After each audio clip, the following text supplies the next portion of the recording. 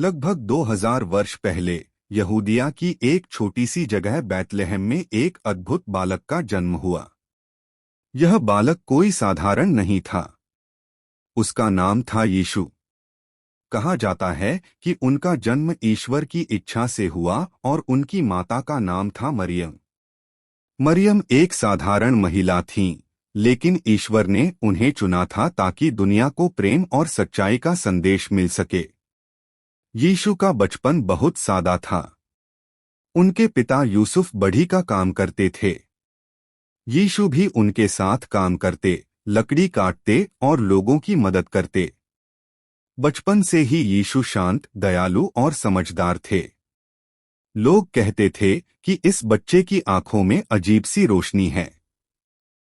जब यीशु लगभग 30 वर्ष के हुए, तब उन्होंने लोगों को सिखाना शुरू किया। वे गांव-गांव घूमकर कहते थे, ईश्वर प्रेम है और एक दूसरे से प्रेम करना ही सबसे बड़ा धर्म है। यीशु अमीर गरीब पापी पवित्र में कोई भेद नहीं करते थे। वे बीमारों को ठीक करते, भूखों को भोजन देते और टूटे दिलों को आशा देते। कहा जाता है कि उन्होंने अंधों को दृष्टि दी, लंगड़ों को चलाया और भूखों को कुछ रोटियों से तृप्त किया। लोग उन्हें ईश्वर का पुत्र मानने लगे।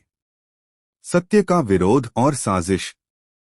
लेकिन यीशु की बढ़ती लोकप्रियता से कुछ धार्मिक नेता डर गए। उन्हें लगा कि यीशु उनके अधिकार और सत्ता को चुनौती दे रहे हैं।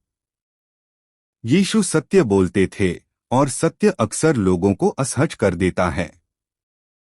एक रात यीशु के ही एक शिष्य ने उन्हें धोखा दे दिया। सैनिकों ने यीशु को पकड़ लिया। उन पर झूठे आरोप लगाए गए और कहा गया कि वे राजा बनने की साजिश कर रहे हैं। यीशु को बहुत यातनाएं दी गईं।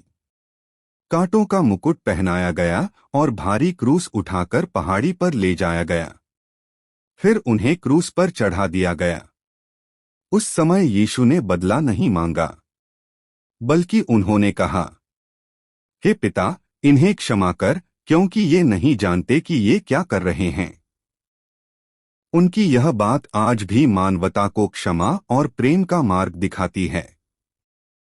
यीशु की मृत्यु के बाद उनके अनुयायी बहुत दुखी थे। लेकिन तीसरे दिन एक चमत्कार हुआ। यीशु की कब्र खाली थी।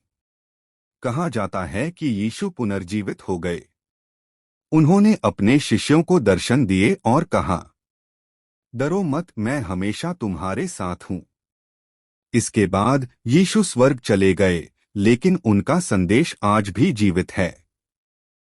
यीशु का संदेश, प्रेम करो, क्षमा करो, सत्य के मार्ग पर